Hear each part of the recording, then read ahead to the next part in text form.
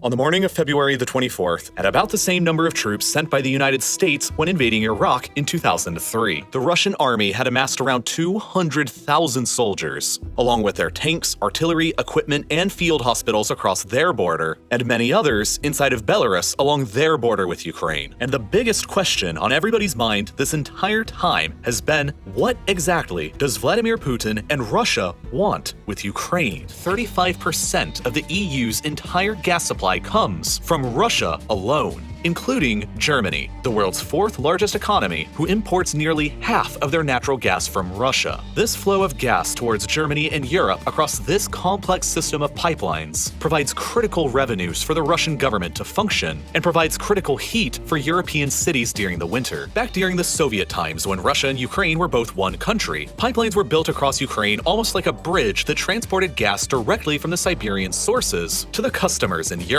But then, all of a sudden, after the USSR's collapse, Ukraine was an independent country who was demanding tariffs to the tune of billions of dollars a year from Russia in order to continue using their country as a gas bridge to Europe. And Russia had no other choice but to agree, because the pipeline infrastructure anywhere else didn't yet exist. As late as 2005, 80% of Russia's gas exports heading to Europe were still flowing across pipelines through Ukraine. But in the decades since, Russia has sought to solve this over-reliance on Ukraine by building multiple new pipelines that avoid Ukraine entirely, like Yamal Europe across loyal Belarus, Nord Stream 1 and 2 beneath the Baltic that go directly from Russia to Germany, Moscow's largest single customer, along with South Stream, Blue Stream, and Turk Stream beneath the Black Sea. By 2024, Russia has plans to completely cease all of their gas exports through Ukraine entirely, and the government will save billions of dollars in tariffs as a result. But that is hardly what has been so threatening about Ukraine recently. Significantly more menacing to the perspective of Moscow was the discovery, for the first time in early 2012, that Ukraine's exclusive economic zone within the Black Sea may contain more than 2 trillion cubic meters worth of natural gas, largely concentrated around the Crimean Peninsula. To make matters even more interesting, further technological advancements in the early 2010s that enabled the successful drilling of natural gas and oil from shale rock unlocked the potential shale gas hotspots for Ukraine around Donetsk and Kharkiv in the east and around the Carpathians in the west. Beginning in 2012, there was suddenly a very real possibility that almost out of nowhere, Ukraine had the world's 14th largest reserves of natural gas, just behind Australia and Iraq. But as a relatively poor country, Ukraine lacked the finances, the technology, or the equipment to successfully harvest any of these resources in any large quantities. But that all changed when, shortly afterwards, the Ukrainian government began granting exploration and drilling rights to the likes of Shell and Exxon. It was suddenly possible that within a few years, these Western companies would enable Ukraine to transform into Europe's second petrostate, which would have not only been a direct and serious competitor to Russia's own gas supply to the European Union, and thus at the same time a major threat to the Russian government's budget and GDP, but would have also provided the easy path of eventual Ukrainian admission into the European Union and NATO as well. And this is what's really, in my opinion, what this whole situation is truly about.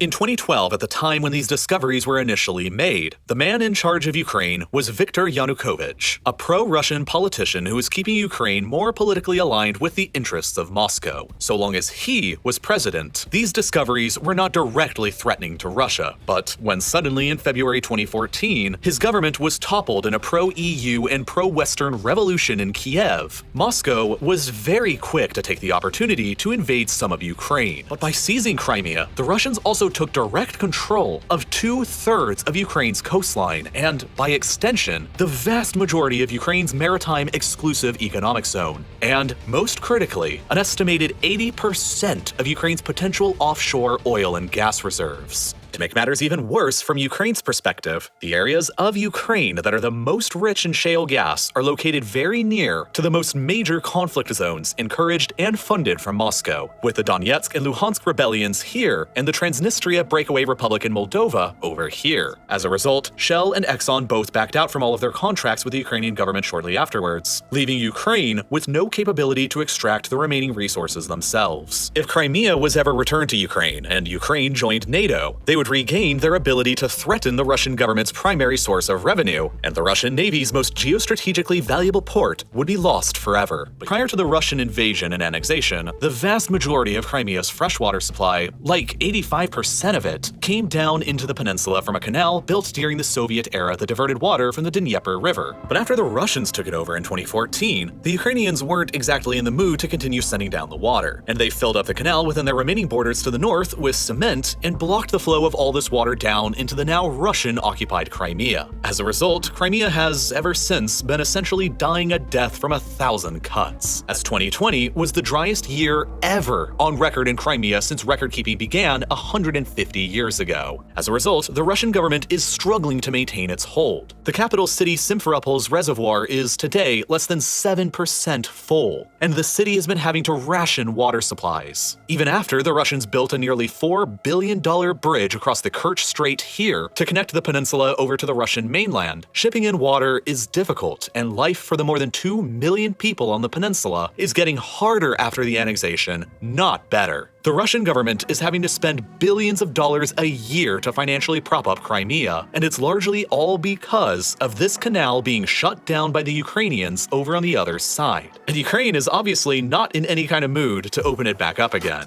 As a result, the current crisis in Ukraine can also be seen through the lens of climate and water conflict, and it's one of the biggest reasons why Russia is doing what it's doing now. The current Prime Minister of Ukraine, Volodymyr Zelensky, has stated on multiple occasions that the primary goal going forward for the Ukrainian nation is the reclamation of the Crimean Peninsula from Russia. Currently, Ukraine has no realistic capability to challenge the overwhelmingly more powerful and capable Russian military. But in the future, were Ukraine to join NATO and a murky conflict breaks out between themselves and Russia over Crimea, or in the eastern rebel-occupied Donbass where it may be unclear who started it, it's hypothetical that Ukraine could trigger Article 5 of the NATO treaty, which states that, quote, "If a NATO ally is the victim of an armed attack, each and every other member of the alliance will consider this act of violence as an armed attack against all members and will take the actions it deems necessary to assist the ally attacked." Therefore, in the future, the fear of those in power in the Kremlin is that Ukraine will bring in the rest of NATO to fight Russia in taking back Crimea, and that is a war that Moscow knows it will lose. Now, by occupying Crimea and by maintaining conflicts in the Donbass region of eastern Ukraine, Russia has so far succeeded in keeping Ukraine out of NATO. Donetsk and Luhansk declared their independence from Ukraine 8 years ago, and after being supported financially and militarily from Russia, have continuously been fighting a war against the Ukrainian government ever since that has already claimed the lives of more than 14,000 people. Most of the territory of each has been controlled by the Ukrainian government. But just a few days ago, Russia, for the first time, officially recognized both as fully independent countries separate from Ukraine and deployed their troops into each.